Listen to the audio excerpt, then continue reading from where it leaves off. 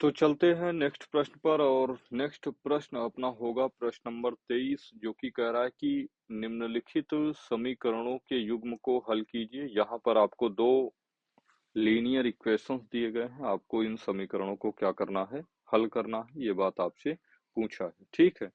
तो चलिए समझ लेते हैं क्या कह रहा है। कि यहाँ पर देखिए, अगर आपको क्लियरली दिख रहा हो तो पहला इक्वेशन आपका दिया गया है 3x minus 5y minus 4 is equals to 0। ये आपका इक्वेशन फर्स्ट है। और दूसरा इक्वेशन आपको दिया है 9x is equals to 2y plus 7। ये आपका इक्वेशन नंबर सेकंड है। अगर हम यहाँ पर ध्यान दीजिए, इनको मुझे क्या करना है, हल करना है। तो हल करने की आपने तीन विधियां, प्रतिस्थापन विधि, विलोपन विधि और वज्र गुणनखंड विधि, ये आपने पढ़ी है। तो मैं यहाँ पर प्रतिस्थापन विधि इस बार लगा देता हूँ, क्योंकि इसके पहले मैंने आपको विलोपन ऑलरेडी सिखा दिया है। आज हम प्रतिस्थापन विधि से हल कर लेते हैं। प्रतिस्थापन विधि से हल करने के लिए हम क्या करेंगे, सबसे पहले समीकरण एक में यक्स का कोफिशिएंट बराबर करूंगा। और ये करने के लिए आपको 3 से गुणा करना पड़ेगा, तभी आपका 9x बनेगा। लिखेंगे समीकरण एक में 3 से गुणा करके 3 से गुणा करके गुणा करके समीकरण 2 का मान रखने पर, समीकरण 2 का मान, या ऐसा रहने ही देते हैं, करने पर बस इतना ही लिख लीजिए आप, ठीक है। गुणा करने पर करने पर चलिए 3 से गुणा लगाइए। तो 3 से गुणा करेंगे तो 3 तिया 9x हो जाएगा, 3 पचे 15y और 3 चौके 12 बराबर 0। अभी समीकरण 2 से हम क्या करेंगे, 9x की वैल्यू पुट कर देंगे। तो 9x की जब वैल्यू आप पुट करेंगे तो ये हो जाएगा 2y plus 7 minus 15y plus 7। 15y plus 7 नहीं है, माइनस का 12 है, ठीक है। Minus 12 is equals to 0। फिर से समझ लीजिए हमने क्या किया, हमने बस 9x की जगह ना 2x प्लस 7 समीकरण 2 से रखा है, बाकी इक्वेशन को एज इट इज लिख दिया हूँ। यहाँ पर आप चाहें तो एक्सप्लेन भी कर दीजिए कि ये बात आप समीकरण 2 से लिखे हैं, ठीक है। तो यहाँ ध्यान दीजिए, आपके पास बचेगा कितना, 2y माइनस का 15y, y को y के साथ लिख लेता हूँ, ठीक है। और यहाँ पर आपके पास बचेगा माइनस का प्लस 7 माइनस 12 बराबर 0। तो 2y माइनस 15y को जब आप सिंप्लीफाई करेंगे तो यहाँ पर 15 में से 2 घटेगा कितना, तो आप कहेंगे 13। चूंकि 15 बड़ा है इसलिए माइनस 13y लिखा, और 12 में से 7 घटेगा, माइनस का 5 बराबर 0। तो minus 13y is equals to आपका 5 हो गया। तो y इज इक्वल्स टू आपका हो गया 5/13 निगेटिव साइन के साथ, ठीक है। तो y की वैल्यू आपके पास फाइनली मिली कितनी, -5/13। अभी यही y का मान आप समीकरण 2 में पुट कर दीजिए, आपको यक्स पता चल जाएगा।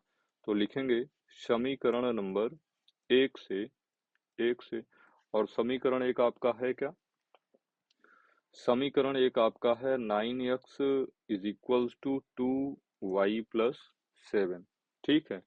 9x is equals to 2y plus 7। तो फाइनली अपने पास बचा कितना, 9x प्लस 2y प्लस 7, ठीक है। और यहाँ से मुझे y की वैल्यू कितना रखना है, -5/13। तो ये हो जाएगा आपका कितना, 9x is equals to 2 multiplied by -5/13 plus 7। तो यहाँ बचेगा आपका 9x इज इक्वल्स टू 5 दूनी -10/13 प्लस 7, ठीक है। तो ये हो जाएगा 9x इज इक्वल्स टू 13×91 में से 10 घटेगा कितना, तो आप कहेंगे 81/13। और आप जानते हैं 9 एकम 9 और 9 9 81। तो यक्स की जो फाइनल वैल्यू आपके पास आई वो आ गया 9/13। यहाँ पर आपका बना कितना, 9/13। तो चलते हैं नेक्स्ट प्रश्न पर, और नेक्स्ट प्रश्न अपना होगा, सुनिएगा ध्यान से। प्रश्न कह रहा है कि दो अंकों की एक संख्या एवं इसके अंकों को पलटने पर बनी संख्या का योगफल 66 है। यदि संख्या के अंकों का अंतर 2 हो तो संख्या ज्ञात कीजिए। ठीक है, तो दो अंकी संख्या के लिए हम कैसे करते हैं समझिएगा। यहाँ पर हम मानेंगे, माना दो अंकीय संख्या, दो अंकीय संख्या का दहाई का अंक, दहाई का अंक यक्स तथा इकाई का अंक वाई है। तो संख्या क्या हो जाएगी? तो संख्या, आप जानते हैं कि संख्या बराबर होता है 10 गुना दहाई का अंक, दहाई का अंक प्लस इकाई का अंक, इकाई का अंक। तो ये हो जाएगा आपका 10x प्लस वाई। और ध्यान दीजिए, हमने संख्या माना है यक्ष वाई, जिसमें यक्ष दहाई है और वाई इकाई है।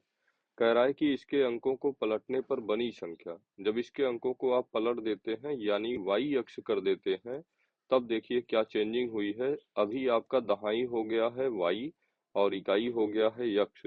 कह रहा है कि बनी संख्या का योगफल 66 है। प्रश्नानुसार, प्रश्नानुसार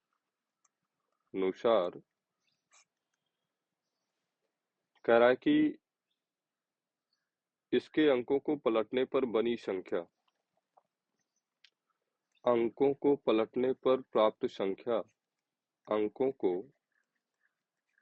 पलटने पर, पलटने पर प्राप्त नई संख्या, प्राप्त नई संख्या बराबर आपका हो जाएगा, पहले 10x प्लस वाई था, अभी हो जाएगा 10y प्लस यक्ष। कैसे समझिएगा, अभी जब आप संख्या के अंकों को पलट देंगे तो दहाई आपका y हो गया और इकाई आपका यक्ष हो गया। और कह रहा है कि संख्या जो पूर्व की संख्या थी और जो पलटने पर प्राप्त संख्या है, उसके पलटने से बनी संख्या का योगफल आपका 66 है। यानी 10x प्लस वाई और प्लस 10y प्लस यक्ष बराबर आपका है 66। तो 10 यक्ष में एक यक्ष जुड़ेगा कितना?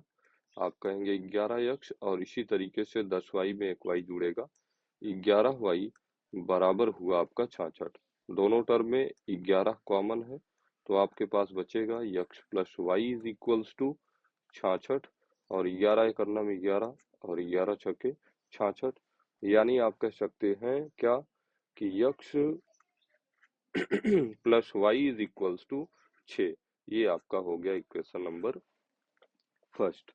फिर कह रहा है कि यदि संख्या के अंकों का अंतर 2 हो, ठीक है, तो यहाँ पर हम लिख लेते हैं द्वितीय शर्त से, द्वितीय शर्त से, द्वितीय शर्त कह रहा है कि संख्या के अंकों का योग कितना है? 2, अंकों का अंतर कितना है?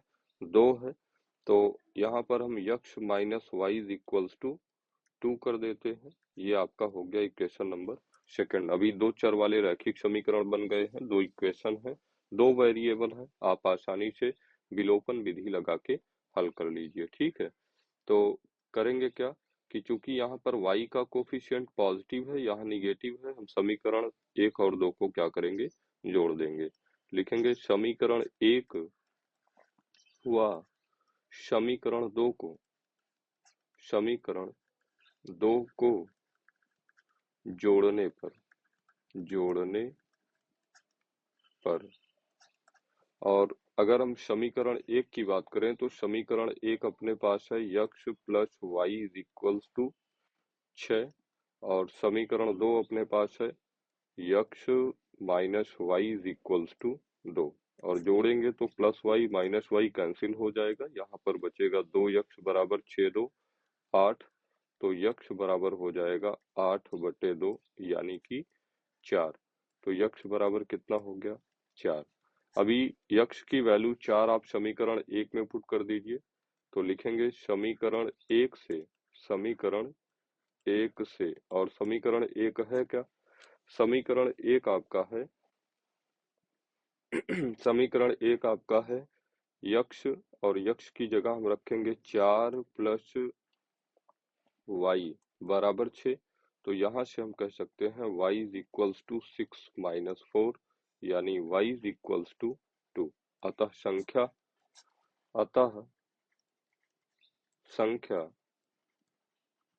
अतः अभीष्ट संख्या आपकी हो जाएगी, आपने संख्या माना था क्या 10x प्लस वाई, तो 10x प्लस वाई, ठीक है, यक्ष की जगह 4 और वाई की जगह 2 और 10 चौके 40 2 42, ठीक है, ये आपका राइट आंसर होगा। ठीक है, तो समझिए संख्या यहाँ पर 42 है और 42 को जब आप उल्टा करेंगे तो 24 होगा।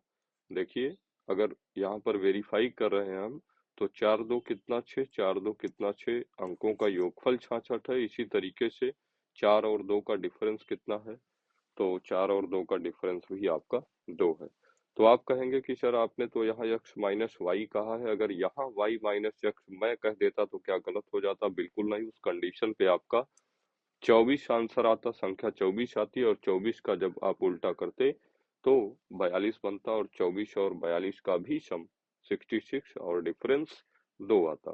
तो उम्मीद करते हैं कि प्रश्न आपको समझ में आया होगा। चलते हैं नेक्स्ट प्रश्न पर और नेक्स्ट प्रश्न अपना है प्रश्न नंबर 24। प्रश्न नंबर 24 की बात करें तो कह रहा है कि एक मंदिर की ऊंचाई 15 मीटर है, मंदिर के शीर्ष से सड़क के दूसरी ओर बने भवन के शीर्ष का उन्नयन कोण 30 डिग्री तथा भवन के पाद का अवनमन कोण 45 डिग्री है।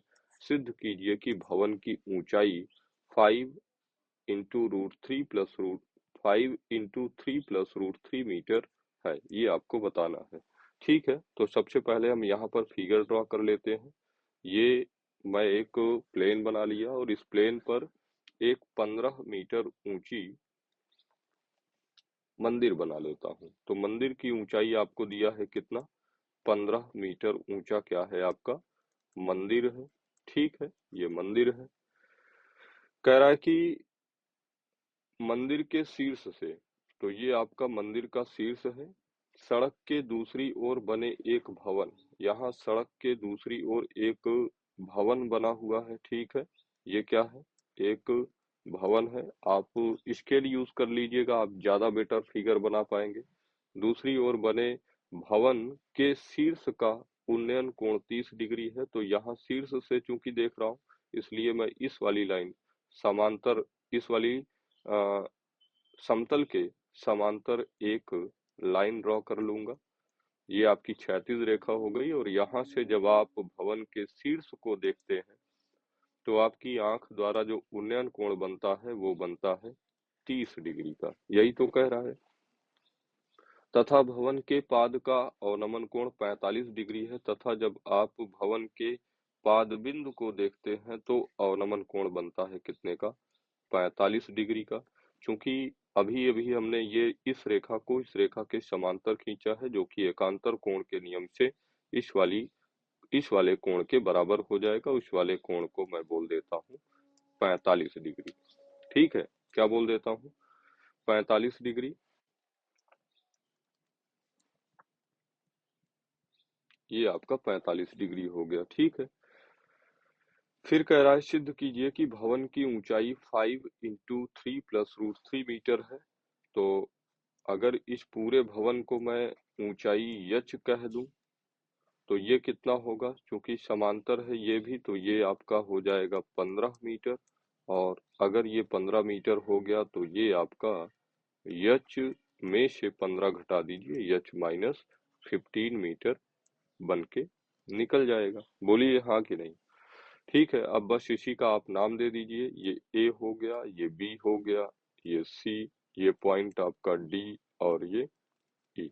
ठीक है, ये एंगल बी आपका समकोण है, यहाँ पर एंगल डी आपका समकोण होगा। ठीक है, चलिए अब लगा लेते हैं। कुछ बातें आप लिख लीजिएगा। क्या लिखेंगे? हल्का सा मैं आपको हिंट दे रहा हूँ कि चित्र से स्पष्ट है कि ए बी आपकी मंदिर है जिसकी ऊंचाई 15 मीटर है। जिसकी ऊंचाई कितनी है? 15 मीटर है। लिख दूं मैं? लिखेंगे, चित्र से स्पष्ट है कि ए बी एक मंदिर है। ए बी एक मंदिर है जिसकी ऊंचाई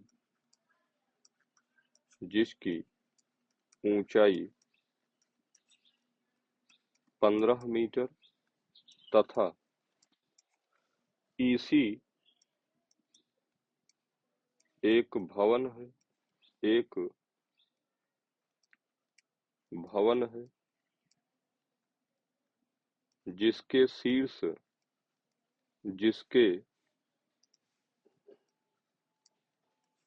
शीर्ष व पाद बिंदु के उन्नयन व अवनमन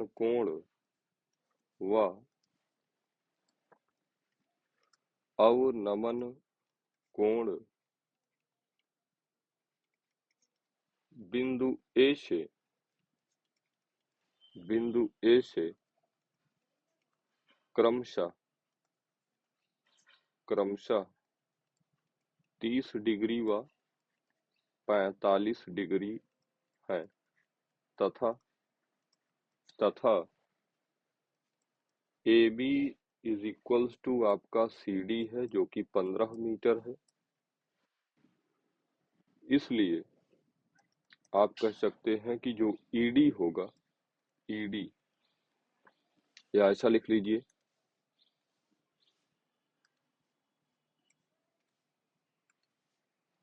तथा AC is equals to H, ये हमने क्या किया है? माना है। इसलिए जो आपका ईडी होगा, ED is equals to H minus 15 metre. ठीक है, और यहाँ पर हम BC की वैल्यू भी यक्ष मान लेते हैं। BC इज इक्वल्स टू कितना मान लेता हूँ? X. BC is equals to X, ये भी बात हमने क्या किया? अज्यूम किया, मान लिया है। ठीक है, अब हम लिखेंगे समकोण त्रिभुज ABC में। समकोण त्रिभुज ABC में अगर हम समकोण त्रिभुज ABC में बात करें तो एंगल B आपका क्या है? समकोण है, और angle C is equals to beta जो कि 45 डिग्री है। ठीक है, यहाँ पर अगर हम tan बीटा लगाएं, चूंकि tan बीटा बराबर हम जानते हैं लंब बटे आधार, और लंब की बात करूं तो बीटा की सम्मुख भुजा यानी कि AB, और आधार की बात करूं तो बीटा की संलग्न भुजा यानी कि BC। तो tan beta tan 45 degree, tan 45 degree बराबर AB 15 BC x, एक बराबर 15 बटे यक्ष, तो यक्ष बराबर कितना हो जाएगा? 15। यक्ष बराबर कितना? 15। पुनः समकोण त्रिभुज ADE में, ठीक है, ADE में अगर हम बात करें, ADE में एंगल D आपका समकोण है और angle A is equals to alpha is equals to 30 degree. ठीक है, फिर से tan लगाइए, क्योंकि हम जानते हैं कि tan अल्फा बराबर होता है लंब बटे आधार, और अल्फा के लिए इस बार आधार होगा ईडी या लंब होगा ईडी और आधार होगा अल्फा से सटी हुई भुजा यानी कि एडी एडी। और tan अल्फा की बात करूं तो tan of 30 degree is equals to ED है आपका एच माइनस 15 और एडी आपका बराबर होगा बीसी के, जो कि यक्ष है। tan 30 की बात करूं तो 1/√3 is equals to H minus 15 by X. Cross multiply करिए तो यहाँ से हो जाएगा x/√3 is equals to H minus 15 और यक्ष की वैल्यू हम जानते हैं, यक्ष की वैल्यू है 15। यक्ष की वैल्यू कितनी है, यहाँ √3 है, ध्यान दीजिएगा। ठीक है, ये आपका √3 है। यक्ष की वैल्यू पुट कर दीजिए, यक्ष की वैल्यू कितना रख दूंगा 15/√3 और -15 का साइड चेंज कर दूंगा +15 बराबर कितना एच। तो यहाँ से हम कह सकते हैं कितना, अगर √3 से मैं परिमेयीकरण कर दूं तो 15/√3 गुना √3/√3 और प्लस कितना 15 बराबर एच। तो √3 3 और 3 बचे 15, तो यहाँ हो जाएगा आपका 5√3 plus 15 is equals to H, यानी एच इज इक्वल्स टू, अगर दोनों टर्म में मैं 5 कॉमन कर लूंगा तो यहाँ पर बचेगा √3 प्लस 5, √3 प्लस 5, 5 क्यों होगा 5 3 15 ना, तो यहाँ पर आपका 3 बच जाएगा बराबर कितना एच।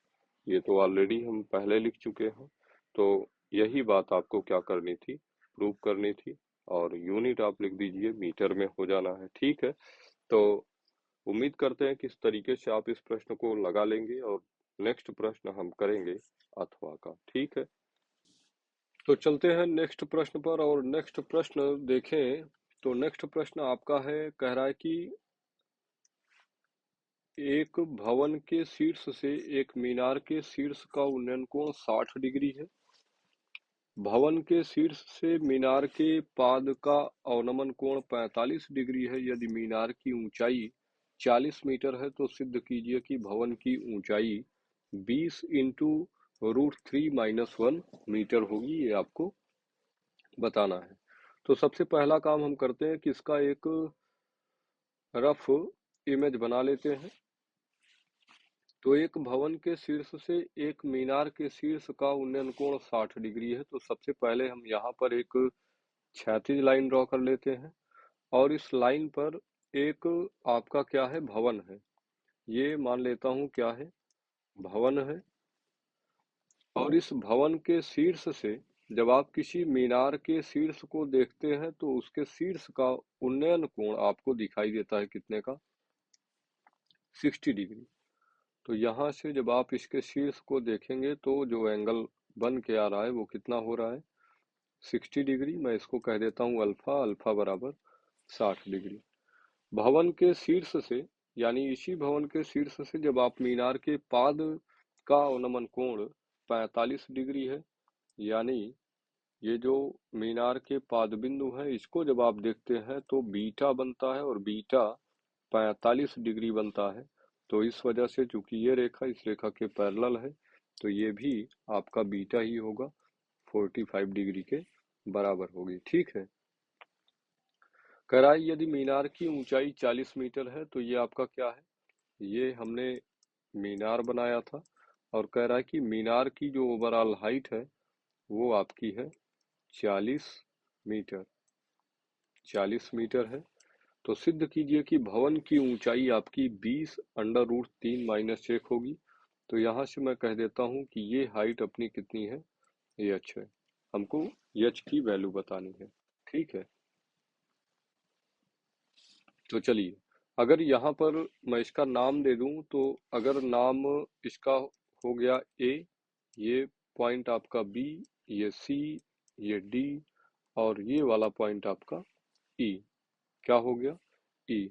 तो समझिए, चूंकि ये भी भवन की ऊंचाई एच है, इसलिए ये भी डिस्टेंस आपका कितना होगा, एच ही होगा, क्योंकि दोनों पैरेलल है। और चूंकि पूरा आपका कितना है, पूरा आपका 40 है, तो 40 में से एच माइनस कर देंगे, ये आपका हो जाएगा 40 माइनस एच। ये दूरी आपकी कितनी हो जानी है, 40 माइनस एच। ठीक है, और यहाँ पर अगर हम देखें तो आपका जो बिंदु डी है वो समकोण होगा, और इस वाले त्रिभुज में एंगल बी आपका समकोण होगा। यहाँ पर एंगल डी समकोण, यहाँ पर एंगल बी समकोण। ठीक है, मान लेता हूं कि जो भवन है मीनार से बीच की दूरी आपकी, यानी कहने का मतलब सीधा सा बीसी आपका यक्स मीटर हो, तो की बात करते हैं। ठीक है, तो यहाँ पर भी अगर आप डिटेल लिखना चाहें तो लिख दीजिए कि चित्र से स्पष्ट है कि, चित्र से स्पष्ट है कि, स्पष्ट है कि A B is equals to C D, A B बराबर है आपका सी डी के, जो कि कितना है, एच, ये हमने माना है। ठीक है, और इसी तरीके से सी ई बराबर आपका 40 है, 40 मीटर। और अगर हम बात करें किसके बारे में, ईडी के बारे में या डीई के बारे में, तो डीई बराबर आपका कितना है, 40 माइनस एच, 40 माइनस एच। और क्या कह सकता हूँ बताइए, बीसी, बीसी आपका जो बराबर होगा वो एडी के होगा। BC is equals to AD is equals to X. ये भी बात हमने क्या किया है, अज्यूम किया है। ठीक है, अभी हम क्या करते हैं, समकोण त्रिभुज एबीसी में अगर बात करें, समकोण त्रिभुज, समकोण त्रिभुज ए बी सी में अगर हम बात करें, तो एंगल बी अपना समकोण है, angle B is equals to 90 डिग्री, तथा angle C is equals to आपका है बीटा, जो कि 45 डिग्री के बराबर है। और हम जानते हैं क्या, कि tan of beta is equals to आपका होगा A B by B C, लंब बटे आधार। तो लंब बटे आधार, और लंब आपका है ए बी, और आधार की बात करूं तो आधार होगा बी सी। यानी tan of 45 degree, tan of 45 degree is equals to H by आधार कितना, यक्स, और tan 45 से बराबर होगा एच बाई एक्स के। तो यहाँ से हम कह सकते हैं कि यक्स जो होगा वो आपका एच के बराबर होगा। ये आपका पहला रिलेशन यक्स और एच में निकल के आ गया। ठीक है, अब हम बात कर लेते हैं समकोण त्रिभुज ए डी ई में। किसमें, समकोण त्रिभुज ए डी ई में, समकोण त्रिभुज ए डी ई में अगर बात करें, तो आपका एंगल डी समकोण है, angle D is equals to 90 degree, और angle A is equals to alpha is equals to 60 degree. हम जानते हैं कि tan ऑफ अल्फा लंब बटे आधार होगा, और अल्फा के लिए अगर हम बात करें लंब, तो सामने वाली भुजा ईडी या डीई, जो भी कहना चाहें कह लीजिए। आधार की बात करूं तो आधार होगा एडी। तो अल्फा 60 है, इसलिए हो जाएगा आपका tan of 60 degree is equals to, DE की वैल्यू हमने लिखा है 40 माइनस एच, 40 माइनस एच। और आधार की बात करूं तो आधार एडी, और एडी आपका बीसी के बराबर है, जो कि यक्स है। tan 60 आपका √3 होता है, तो √3 is equals to 40 minus H बटे यक्स, क्रॉस मल्टीप्लाई करेंगे तो ये हो जाएगा कितना, √3x is equals to 40 minus H. और समीकरण 1 से हम यक्स की वैल्यू किसके बराबर रख सकते हैं बताइए, एच के बराबर। तो ये हो जाएगा आपका √3 x की वैल्यू रखूंगा h के बराबर √3h, माइनस h का साइड चेंज करूंगा plus h is equals to 40, बराबर कितना 40। तो यहाँ से हो जाएगा h कॉमन कर लीजिए, आपके पास बचेगा √3 + 1 इज इक्वल्स टू 40। तो फाइनली हम लिख सकते हैं h इज इक्वल्स टू 40 बटे √3 + 1। ठीक है, अभी कॉन्जुगेट से मल्टीप्लाई कर दीजिए अंश और हर में। तो √3 + 1 है तो -1 से अंश में और √3 - 1 से हर में गुणा हो जाएगा। तो यह चीज इक्वल्स टू आपका हो गया 40 गुना √3 - 1 बटे a + b, a - b, a² √3 का स्क्वायर 3 और माइनस b² 1 का स्क्वायर 1।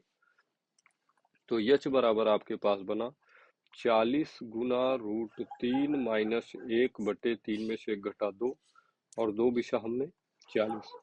तो h बराबर आपका हो गया 20 गुना √3 - 1।